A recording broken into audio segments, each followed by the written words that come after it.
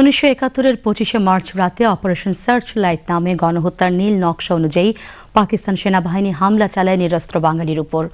ভয়াবহভাবে আক্রান্ত এলাকার অন্যতম ঢাকা বিশ্ববিদ্যালয়। বিশ্ববিদ্যালয়ের জগন্নাথ হলে পাকিস্তানি সেনাদের মুখোমুখি হয়ে প্রথম জীবন উৎসর্গ করেন তৎকালীন ছাত্রনেতা মৃণাল বোস। দেখুন শাহেদ জাহিদের প্রতিবেদন। পাকিস্তান সেনাবাহিনীর বর্বরোচিত গণহত্যার অন্যতম নজির ঢাকা বিশ্ববিদ্যালয়ের জগন্নাথ হল। ২৫ মার্চ বিভীষিকার সেই রাতে পাকিস্তান সেনাবাহিনীর একটি দল জগন্নাথ হলে হামলা চালায়, নিষ্ঠুরভাবে হত্যা করে ছাত্র শিক্ষক কর্মচারীদের। হত্যার আগে তাদের দিয়েই হলের সামনে একটি গর্ত করা হয়, আর সেই গর্তে চাপা দেওয়া হয় মৃতদেহগুলো। বর্বর পাকিস্তানি সেনাদের রুখে দাঁড়িয়েছিলেন তৎকালীন তুখোর ছাত্রনেতা মৃণাল বোস। তার কোনো ছবি হয়তো নেই, নামটি খোদাই করা আছে স্মৃতিফলকে। আরও গভীরভাবে স্বজন সুহৃদদের হৃদয়পটে।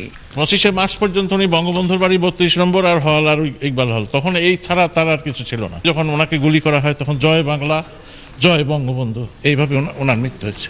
৭১-এ জগন্নাথ হলের প্রথম এই শহীদের নামে প্রেরণা সঞ্চারী কর্মকাণ্ড পরিচালনার তাগিদ উঠেছে। আমি একটা ফোয়ারা করেছি, আর তার নামে শহীদ মৃণাল বোস স্মৃতি পাঠাগার আমরা করব। মৃণাল বোস ২৫ মার্চ রাতের শহীদ মিছিলে হত্যা করা হয়েছিল, যা গণহত্যার ইতিহাসে ভয়াবহতম।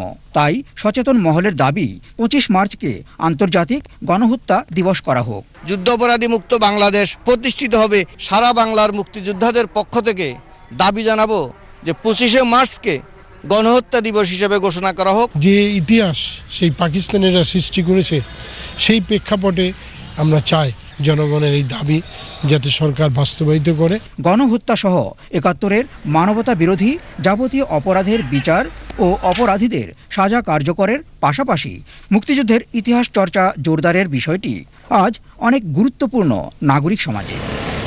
শাহিদ জাহিদি, বাংলাদেশ টেলিভিশন, ঢাকা।